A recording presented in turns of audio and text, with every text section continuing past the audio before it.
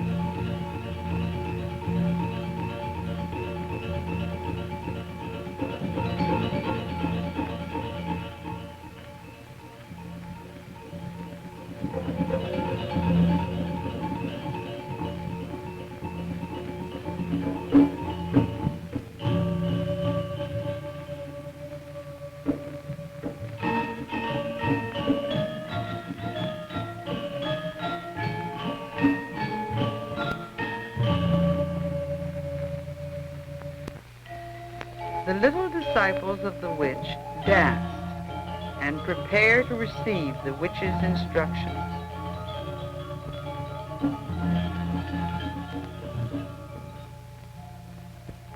This is the witch in her full supernatural paraphernalia, hairy legs, pendulous breasts, long fingernails, but without the mask that will turn her into a supernatural figure.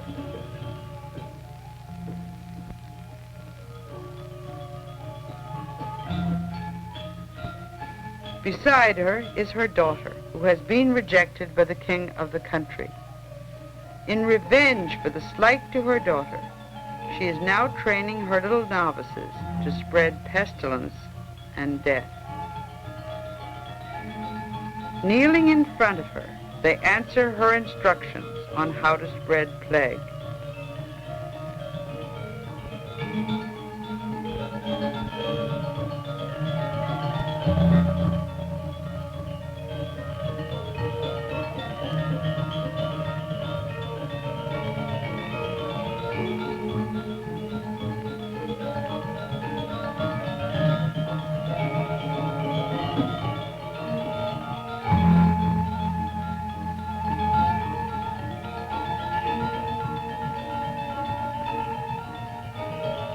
They go off, and the next scene shows a pregnant woman among a group of people who have fled their plague-stricken village to wander the roads. This is a birth scene where the pregnant woman, played by a man, gives birth to a child while witches lurk about to steal the newborn child.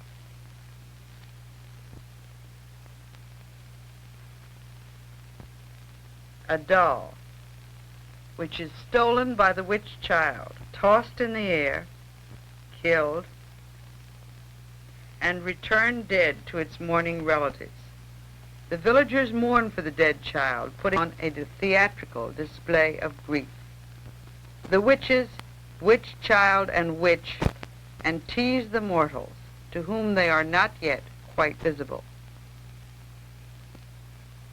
As they become visible, the mortals chase the witches.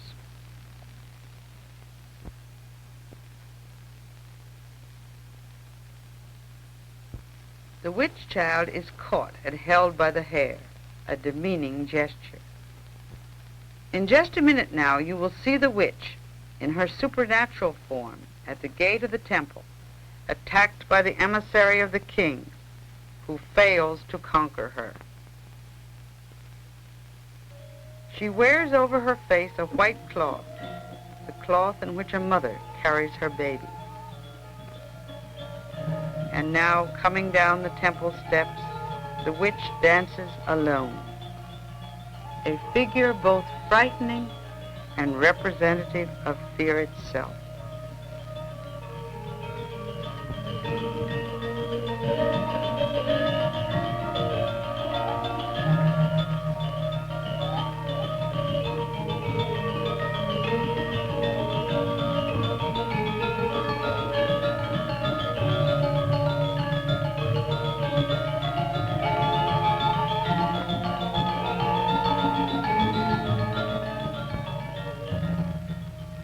She bends back and gives a high, eerie laugh. These are the frightening witches into which the beautiful little girls of the ballet have been transformed.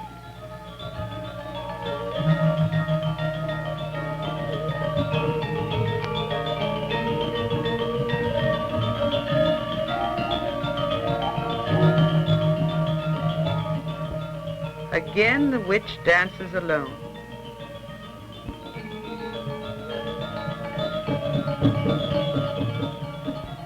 And here is the dragon arrived to confront her. As she represents death, he represents life.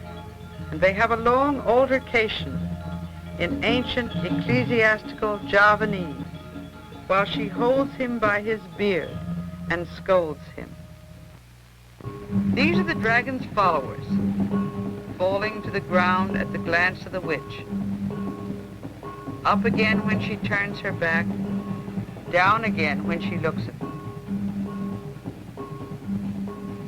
She trips through their ranks, runs away, and as her back is turned, up they get again. Rush to the attack, but as she turns, her glance forces them back, back, back, back. And she stands and laughs at them, laughs, and then turns away, indifferent. This is slow motion. Followers of the dragon advance, their krises raised in the air, ready for the attack.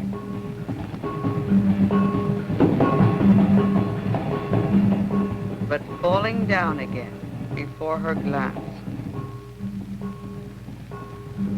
Normal speed, and the witch dances again, and then 2 by 2 they run up and attack her. She doesn't resist. She is as limp as a rag doll, but overcome by her power, they fall.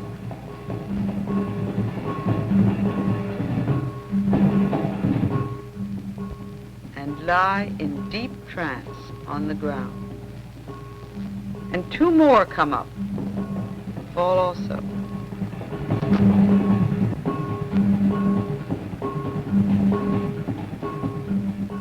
Members of the trance club come and arrange them on the ground, while another pair attack the witch.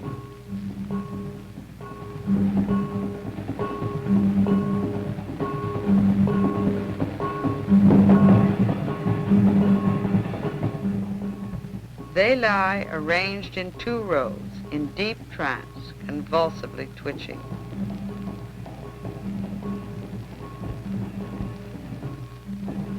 And the dragon comes back to revive them, walking between the rows, followed by his priest, who sprinkles the holy water over them.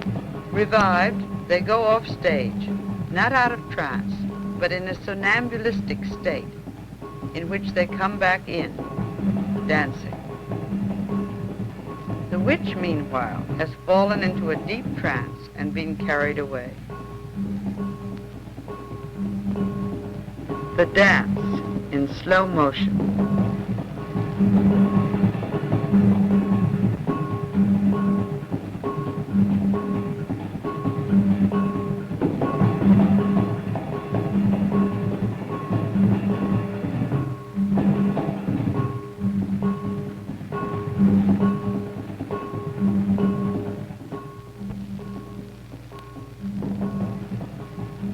Here come the women, also in a ballet formation.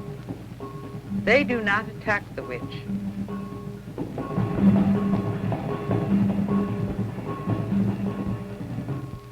But at a scream given by one of their number, they suddenly go into trance seizures, and with loosened hair, turn the krises against their breasts,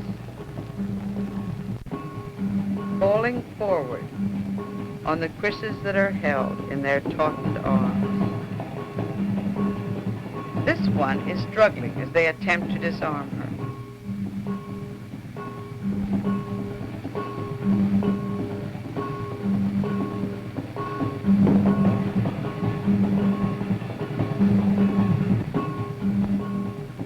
In the background, you see the men, also in trance seizures. And here in slow motion, you see the women.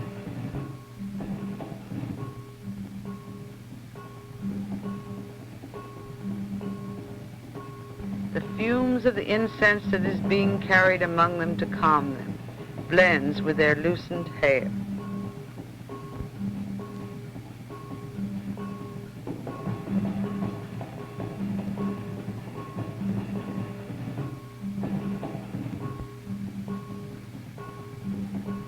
This old woman had said that she would not go into trance, but when the others began to turn their krises against themselves, she joined them.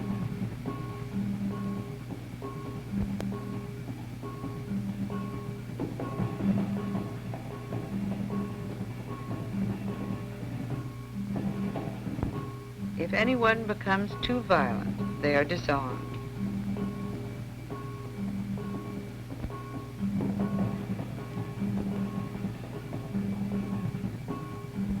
There are frequent periods like this of slow turning and waiting. Then someone gives a violent scream, and they again turn their krises on themselves.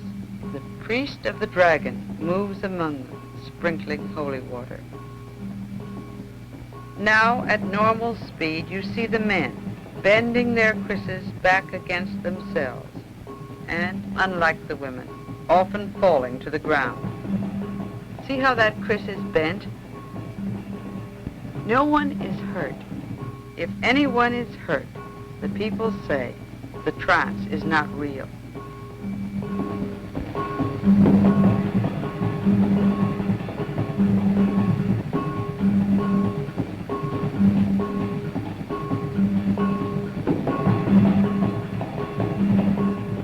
A male trancer is being carried off into the temple in a stiff, cataleptic state. Another one is disarmed. A third puts his head into the dragon's mouth, and the dragon holds him by the hair to calm him.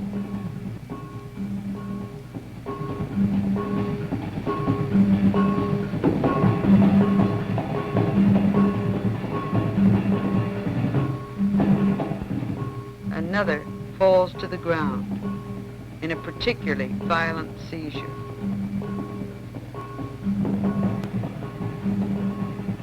Another trancer is being carried off into the temple court.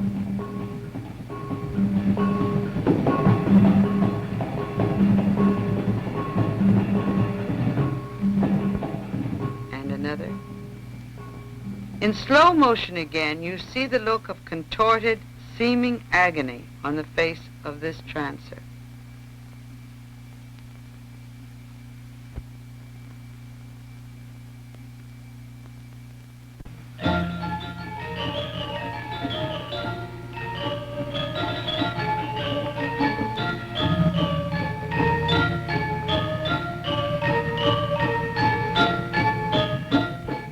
Inside the temple courtyard, the people arrange the trancers in groups to be brought out of trance. Here a group of boy kris dancers lying along a wall in deep shadow, are given incense and holy water.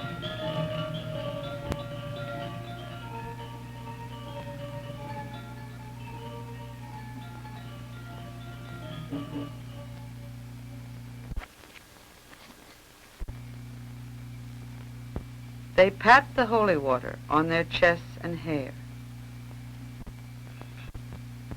This is the old woman who said she wouldn't go into trance today, lying now in deep trance, supported by her husband. And another woman is being brought back to herself by having her hair done up. This one is still in deep trance, and children with anxious faces watch from the background.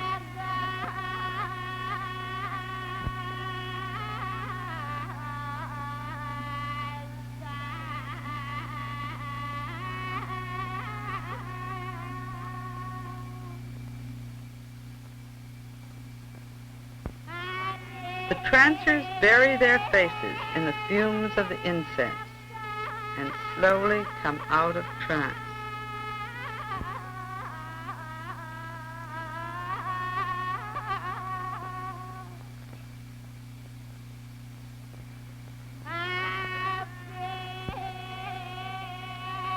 Here is the old woman again, unwilling to come back to herself, remembering her dances.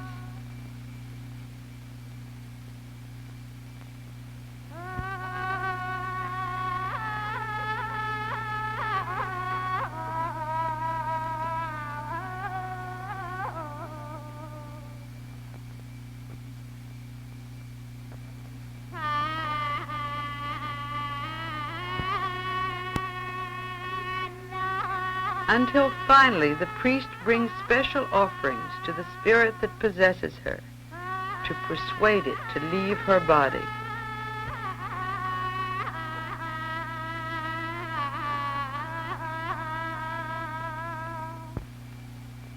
The priest lays his offerings of flowers and rice on the ground.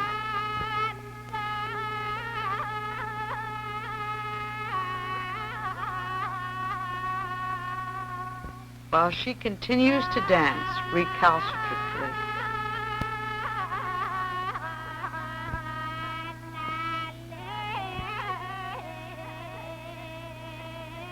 At last, she holds out her hands for the holy water as a sign that she is willing to come out of trance.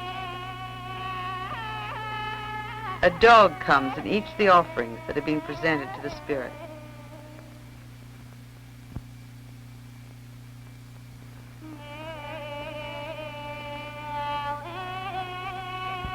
The old woman rises, still half dazed, and walks over to where the closing ceremony is to be held.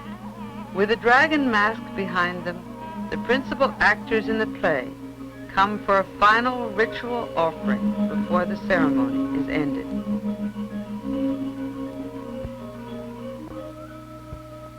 A chicken is brought, which is to be offered by the priest of the dragon.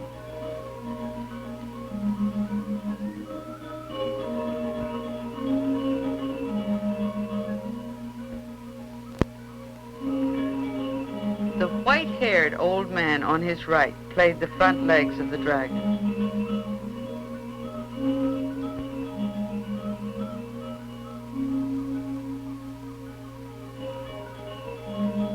The chicken is offered.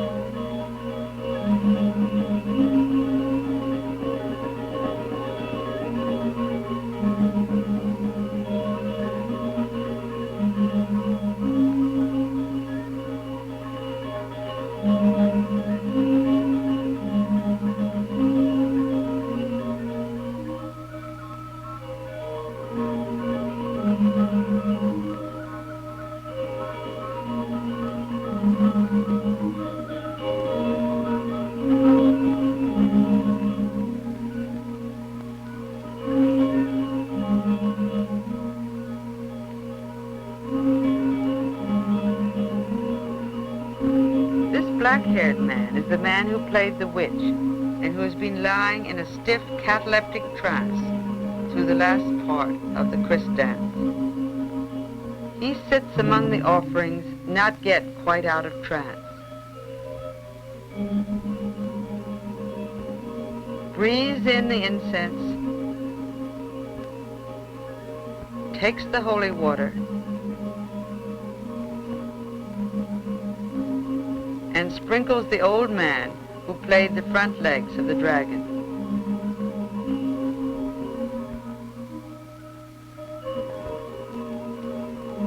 The ritual is finished. Here we see an old man just coming out of trance, not yet quite himself.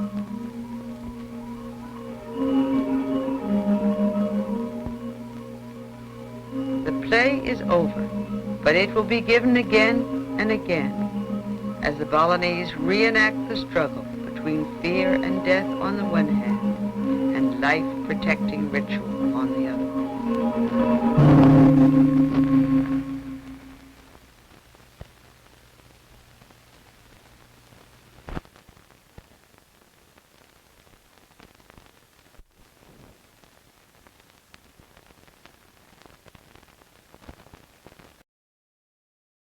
This has been a presentation of the Library of Congress. Visit us at loc.gov.